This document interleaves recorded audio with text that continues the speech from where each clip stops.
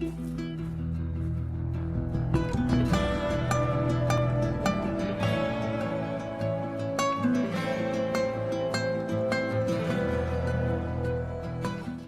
there everyone, this is Alex from Hardcore Guides bringing you my The Last of Us Survivor Difficulty Guide.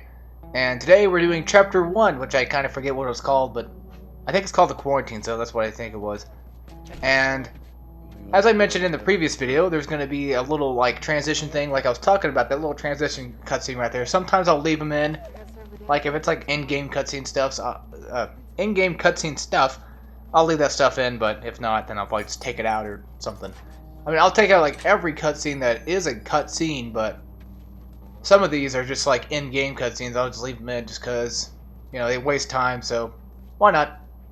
Now, this is the first chapter, like I mentioned. It's not even going to be that hard. It's just a way to kind of introduce you to the combat and stealth and stuff like that. And there's going to be a lot of opportunities in this game where you can do stealth, and there's going to be a lot of opportunities for combat, which is kind of an interesting mix of, you know, the combat and stealth orientation that Naughty Dog is so, to be honest, they're pretty good at, actually.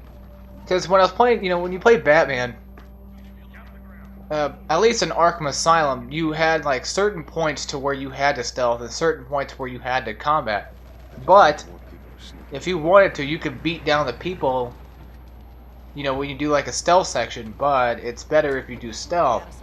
You know, that's what they were kind of leaning towards, was, you know, you have to do stealth here and you have to do combat here, or else it's not going to work. And sometimes in Arkham Asylum, they'll give you moments where you can like take a guy down with like a combat takedown or whatever, like from behind, but that still to me doesn't really count as stealth. That technically counts as combat. So, I mean, they know it. Then there was Batman Arkham City that kind of gave you more of an opportunity to go from a stealthy approach. You know, before you start combat, but you're still doing a combat takedown no matter what you do about it. You still, you know, you still go to the stealth sections where they force you to kind of do stealth. Okay, they don't really force you, but they make you want to do stealth because the enemies have guns and stuff, and in this game it's like everybody's got guns or everybody's infected or something. And, you know, when you approach a new area, they don't know you're coming. You know, nobody knows where you're coming from. Kind of like in Uncharted, like, you know, they know that somebody's coming, but they don't know where you're coming from or whatever, so you can go in from behind and take them out that way. Uncharted 2 and Uncharted 3 definitely did this a little bit better. But I think Last of Us is definitely the one thing that did it the best in terms of, like, spreading out both stealth and combat situations, where if you wanted to, you could just beat down everybody in this whole entire game, and you will have no penalty for that, besides the fact that you just wasted, like, a few bullets, or, you know, you might have taken some damage or something. But that's the worst that you can get. And if you stealth somebody, you know, you get a little bit more rewarded for it. You know, you save ammo, you save health, but it just takes longer too. And that's kind of a thing you got to kind of think about in this game too. I'm gonna do as much stealth as I possibly can, but I'm not gonna make this a Ghost Recon game. Basically, I'm not gonna go just full out stealth the entire damn game and never have like a shootout moment. Instead, I'm just gonna go, you know, fist blazing if I have to, or maybe guns blazing if I have to. But the thing about this game is it's a survival game, so you're not gonna go guns blazing everywhere. You can't go guns blazing. If you did, you wouldn't have basically ammo, because you run out of ammo really quickly in this game, and you actually, I think you cap out ammo too. Not a lot of ammo. If I'm correct, I think you can cap out ammo. But then again, you know, I don't really pay attention that much. I just grab the ammo and go, because I never really had a moment where I did technically cap out. So right here, I'm just showing off that, you know, I got the survivor difficulty on. I think I left subtitles off. I'll check it for the game hints. I didn't want those stuff. I didn't want that stuff on. I didn't want the game hints. I didn't want the game tutorial to be on. I just wanted a clean, fair run. And I was just looking for everything just to make sure everything was okay. Making sure that nothing went wrong or, you know, whatever. So this is the first part where we finally get our backpack, or basically, dare I say, legendary backpack. Because it's a staple for The Last of Us, apparently. Everybody's got to have backpacks in this damn game, but, you know, I understand why, because they've got nowhere else to carry their stuff, so you might as well just carry it in a backpack, right? So for most of this chapter, we're going to be running around with Tess, and eventually we'll meet up with Ellie later on. But until then, we're just gonna do the test. But if you guys are watching this as a guide, you've probably more likely played this game before. You know, before you played Survivor Mode, I'm pretty sure. So you guys know what's gonna happen. You guys know what's going on. If you haven't played The Last of Us yet, what's wrong with you? No, I'm kidding. If you haven't played it yet, then I'm not gonna try to spoil anything for anybody who hasn't played this game yet, for story-wise, because this game has a great story. It's a Naughty Dog game, so Naughty Dog, they make just absolutely just pure perfect games, almost perfect games. But they don't go just for realism either. They go for a realistic effect, but at the same time keeping kind of like a gameplay standard too. Where this game has a whole lot of just pure gameplay in a realistic environment, and it's really awesome how they mix that together. So did Uncharted 3 and 2, but I think Uncharted 2 did a better gameplay-wise than Uncharted 3 did, in my personal opinion. Because Uncharted 3 just felt like it was holding your hand the entire time. It's like, yeah, you could just go ahead and shoot these guys, and we'll just put a cutscene in there, and yeah, we'll pretend like you're playing a game. Instead, we'll just, you know, show you a movie. I mean, although the action scenes were, you know, awesome, of course, it's Uncharted 3, but I just feel like Uncharted 3 was kind of a standoff point where it's like, yeah, it's a well-written game, but where's the game? That's my question, you know? And Uncharted 1 was like, god damn, you know, this is difficult as hell. And it still is pretty dang hard, especially in normal mode. I still get my ass whooped. You get killed in just the quickest of ways, and it's ridiculous sometimes. But that's kind of why I like Uncharted 1 before, is because it's difficult. And Uncharted 2 can be sometimes. They throw out a lot of hard spots, but never enough to where like it's just gonna make you quit the game for weeks. Never like that. And the same thing with The Last of Us. Now with Jack, I'd say yeah, it kind of does make you want to stop playing it for a little bit, but never enough like Uncharted 1 where it just makes you want to quit forever. But oh my god, Uncharted 1 just sometimes, ugh. There's a part like near the end of the game where you go to like that monastery again. That part, for some reason, always was the hardest for me. I just don't know why. So right here, I want to mention something. If you shoot this guy in the head, you actually get 2 bullets. So you waste a bullet to kill him, and you get 1 extra bullet out of it, basically. So I was actually looking around for some stuff. You know, then I realized, oh yeah, I shot the guy. Shouldn't I get like a bullet from it? And so you do. I was just being stupid, and I almost forgot about it, and I realized, oh yeah, there it is. I think to myself, like, I'm on Survivor mode, shouldn't I get it? Or is that just grounded mode that just does not give it to you completely? Because I don't remember, I think grounded mode actually doesn't give it to you. I think they just say, screw you, you don't get nothing for it, because you killed him. But then again, I could be wrong, I have not played grounded mode on this part in like a long time. I'm still stuck on, oh god, I don't even know where.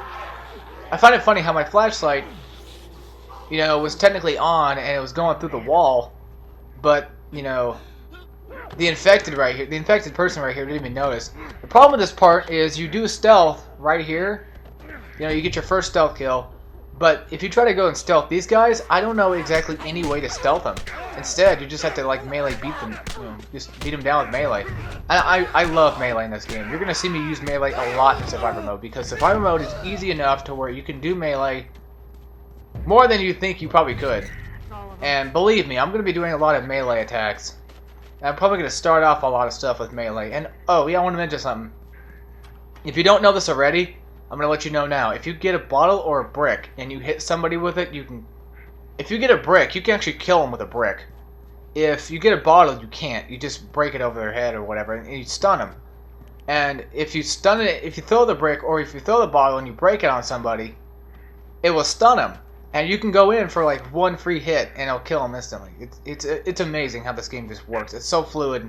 Tess got in my way right here. I was gonna knock her one and break off her mask, but you know, luckily for her, she's a main character kind of. So, well, she's not really a main character. She's just a main character right now. Now we're the main character. We have main character itis. Basically, we can't die. We can't die unless the game tells us to. Now it's being stupid right here. I was sitting here thinking like, this has to be it, right? This is the door, right? It's not. And then I told myself like, oh my god, did I really mess up? Oh, okay, Alex, future Alex, do not tell anybody about this. Well, I'm sorry about this past Alex, but I'm telling people about your mistake right now, so Fuck you. Over here. I'm just kidding. But I really did screw up. I'm like, oh, that's not the door. Oops. That's gonna be one for the video. Okay, so this little area, we just need to climb back up. I think this is where we get the, we have to put down that bridge. Or she makes us do the whole, like, putting down the plank thing. One thing about Naughty Dog games is they make you do everything. They never let the other characters do anything besides help you shoot. That's about it.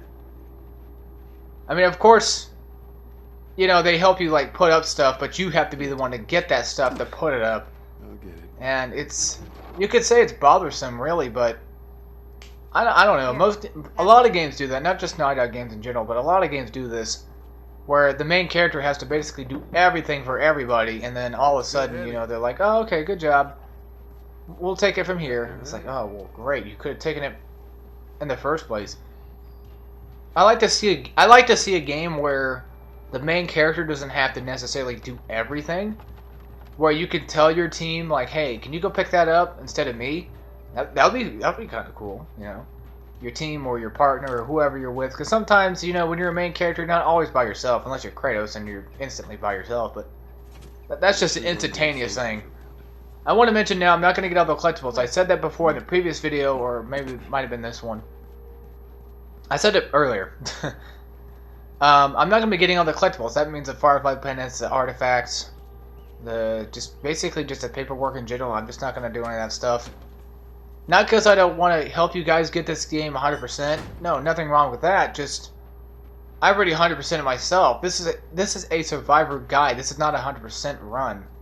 So, if I get 100%, then good. But if I don't, then oh well. Now, for the shiv doors, when it comes to like shiv doors, there's only 13 in total. So I'm going to try my best to get all 13 of the shiv doors unlocked, because they give you a lot of crap. They give you a lot of pills, they give you a lot of parts, they give you a lot of ammo. They give you a lot of good stuff. Kind of like in Dead Space, when you use a power node, and you get the, you know, you save that power node every time. I'm gonna try to save at least a knife every time. But the problem is, there's not a max amount of power nodes you can have. At least I don't know if there is for Dead Space. But in The Last of Us, you can only carry up to like, I think, like 3 knives. And if you upgrade the shiv to where you can have like 2 bars, if you use that 1 bar on a door, or if you use that 1 bar on a person, you know, where it doesn't break, I think it's like 3 bars you get. I don't know.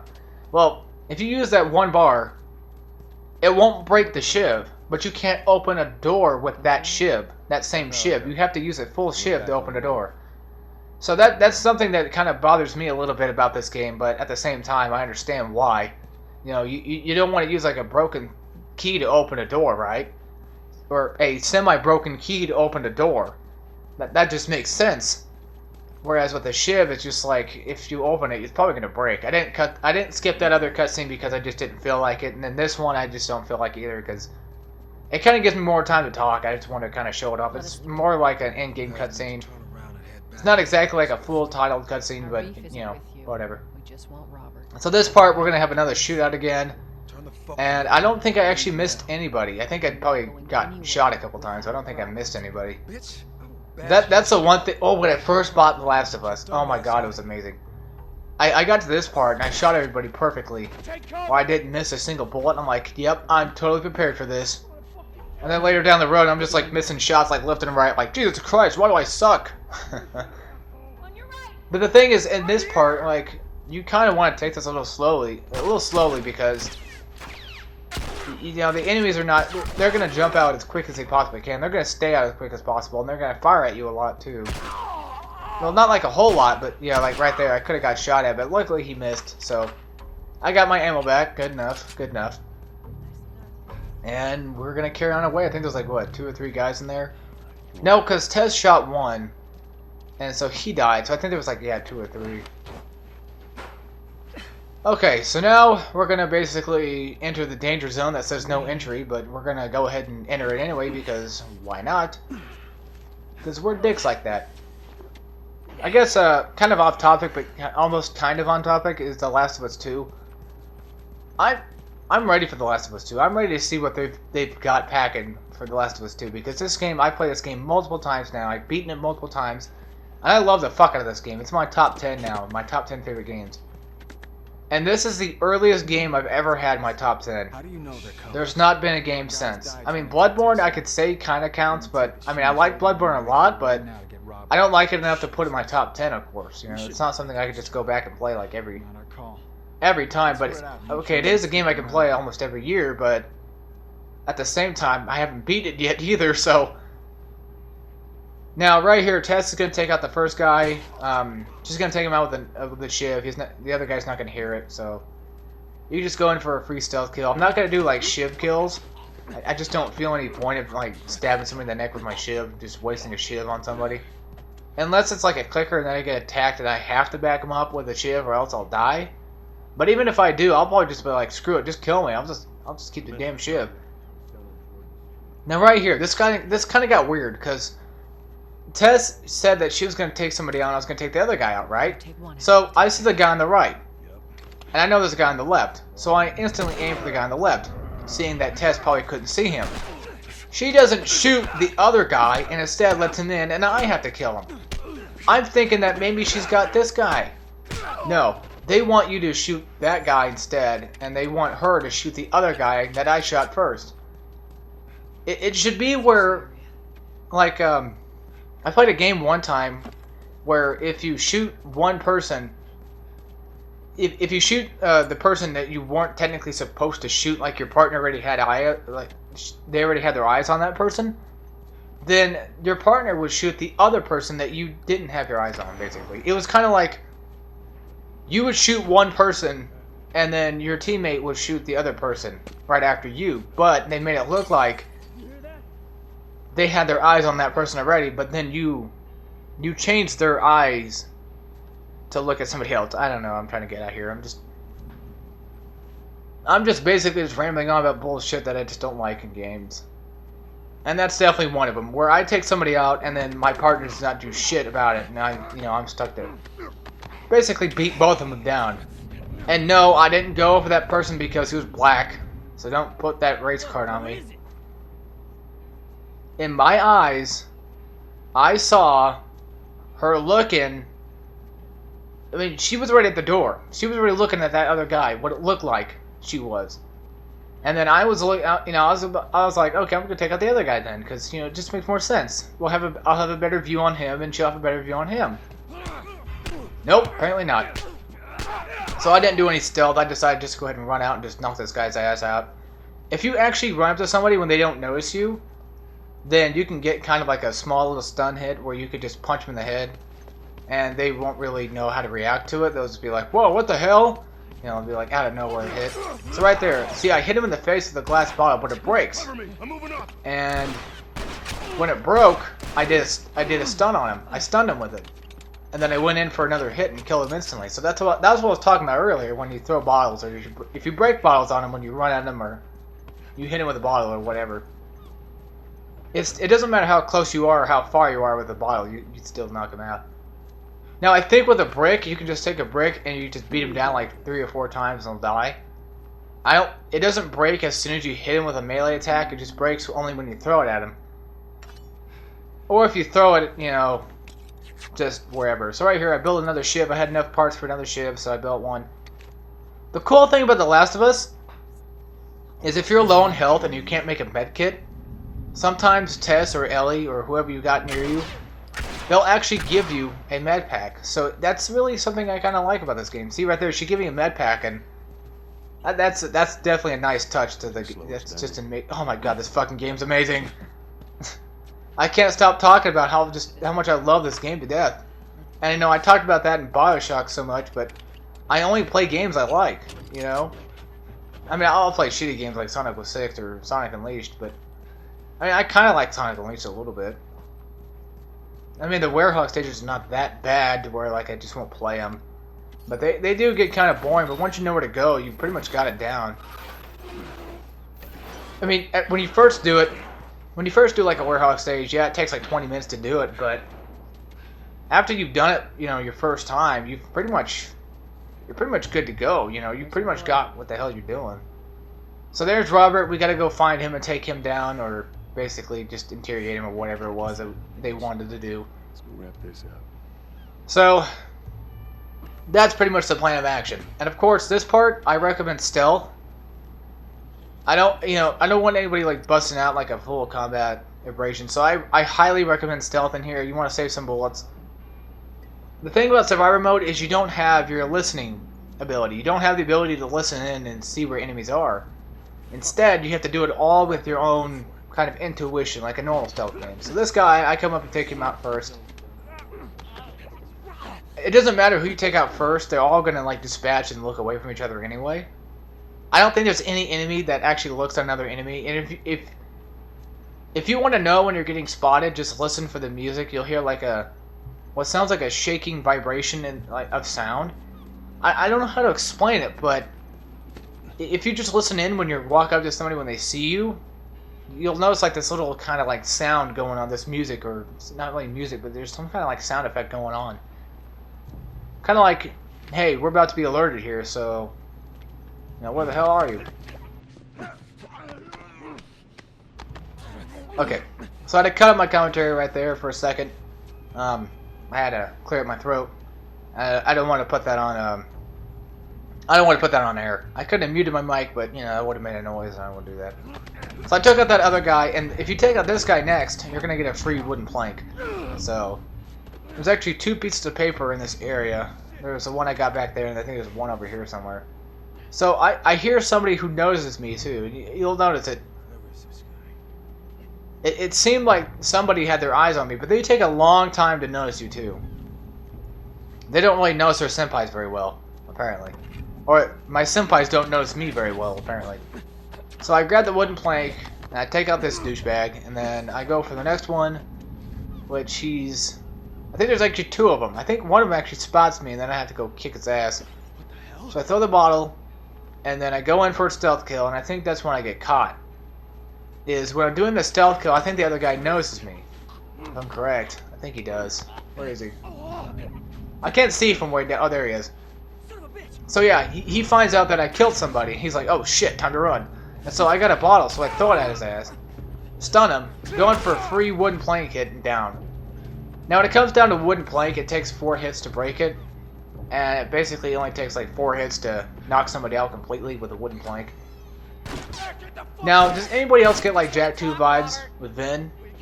Remember that? When Vin had that gun and he was shooting at Jak? Yeah, that's what I remember. That's a vibe I get when I play The Last of Us, because I played Jak 2 before I played The Last of Us, of course, but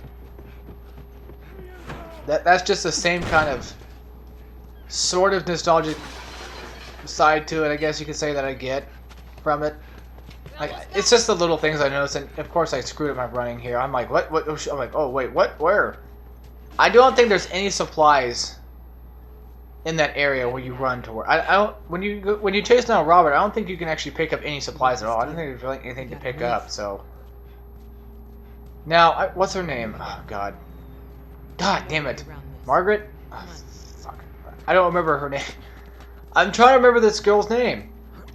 This girl we're with right now. Basically, I think she's a leader of the Fireflies or something like that. She's a friend of Ellie's, basically, and we'll meet Ellie up later. We'll meet up with Ellie later. Isn't it Marguerite? God damn it. Her name escapes me for some reason. Like, I know everybody's name in this game, but apparently I don't know her name. Because she's not really a main character. She doesn't really stay there. She's here for, like, one part, and then, at the last part, and that's about it. I mean, she's kind of technically an antagonist in a way. Like, she's doing it for the good of the people, but at the same time, she's technically an antagonist to Joel, so this is where we get our parts, our first parts. Again, if you've probably more likely played this game yourself, so I shouldn't have to explain how parts work, but if you haven't, parts are used to upgrade your weapons, and that's pretty much about it. Online, you can use them to upgrade your weapons and buy stuff, so it's awesome. But we're not playing multiplayer now, are we? We're playing campaign, which, I've played a lot more than I probably have the multiplayer. I've played a shitload of the multiplayer, though, but I'm gonna admit, I'm not really like a pro, like I am in Uncharted, but when it comes down to holding my own, I can do that. I can do pretty good at holding my own. I finally got in. Actually, my friend bought The Last of Us before I did. Well, technically, he bought the PlayStation. He bought a PlayStation 3, which came with Batman Arkham Origins and The Last of Us. It was kind of like a bundled up paperback copy. And so he's like, "You want Batman?" I'm like, "Sure, okay." And thank you for Batman, by the way. And I think it was for his birthday. I think he bought it for his birthday or something like that, or Christmas. I don't remember what it was.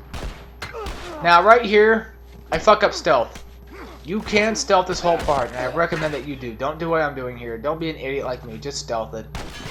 Because, I mean, if you get caught, go ahead and start shooting. But if you want to be ballsy like I am most of this game, you can. But just, I'm gonna say right now, if you're nervous, if this is your first time doing survivor mode, which you probably more likely could be, if you're having troubles with this guide, or if you're just having trouble with a certain part, I understand that too. Just, I'm gonna let you know that I'm very ballsy when it comes down to survivor mode. When it comes to grounded mode, fuck that, no, stealth. When it comes down to survivor mode, I don't really care. I just go in for, you know, straight few punches and a few quick jabs, and then they're down and out for the count. But anyway, back on topic, what I was talking about earlier. The reason why I find it kind of funny that he got Last of Us before I did is because, you know, I'm the one that got him into Uncharted, basically. And now he's the one... He didn't get me into The Last of Us. I wanted The Last of Us when it was coming out because I love Naughty Dog games. I really love Naughty Dog games. And, where are we going, Merlin? you know, he got it for... Technically, I guess you could say for free. And then actually, I bought my PlayStation 3 back for like... back earlier last year. I think like in Christmas time. Or something like that. And I got a PlayStation 3 bundle that came with The Last of Us. Like an actual hard copy of The Last of Us, like a physical copy, but like an actual hard case, not like a flat little, you know, paper case thing. Now, the reason why I'm crouching is because if you crouch instead of walking, you actually move faster than when you would actually walk, so I want to give credit to Vic Benedict for telling me about that. Because I watch his videos, and I was inspired to do guides because of him. I really like his videos a lot. Then there's the Sephiroth and Taz 1 and stuff like that I watch. And, you know, they inspired me to do guides myself. Joel, give me a hand. And actually, I'm getting some good out of it. I really am. I'm actually helping people. I've helped a few people, and I want to let the people who watch my Bioshock know that I really enjoyed that you commented back, you know, that I helped you with the tricky parts or whatever, if I did. And now we're doing The Last of Us, so if you're having troubles with getting the Survivor Trophy in The Last of Us, well, you can watch this, and I might be able to help you with that. I don't know. I'm here to help, and I'm here to entertain at the same time, so like I said, I'm going to give credit to people I watch when I figure something out from them. Because when I play a game, I like to figure stuff out on my own. But at the same time, if I can't figure something out, I'm just going to look somebody else up. And that's pretty much what we all do, right? That's why we're watching this guide. Is because either you're trying to watch me for entertainment purposes, or you're trying to watch me for informational purposes. Either way, I'm trying my damn near hardest to help you out. But the first part of the game, the first chapter is not that hard. You know, it's just basically, you can just melee pretty much the whole time if you wanted to. You can stealth the whole time. You can shoot the whole time if you wanted to. You'll come out in the same result, basically. You'll come out alive. Well, you kind of have to be... I'm not trying to sound like I'm good, but you have to have at least some skill with Last of Us, where you have to be like a good shot, or you have to be good at avoiding melee hits from other people. But we're nearing the end of this part, and now we're just crouching around, and I actually had other footage from earlier, you know, past this part, but I didn't realize that was chapter 3. So this is the end of chapter... This is chapter 1 in my eyes, but I guess it's like called chapter 2 or something like that. Or, I don't remember. But anyway, folks, I hope you all enjoyed, and I will see you all next time when we play some more of The Last of Us on survival difficulty. And as always, take care, everybody. Instead of just staying in school, you decide to run off and join the Fireflies, is that it?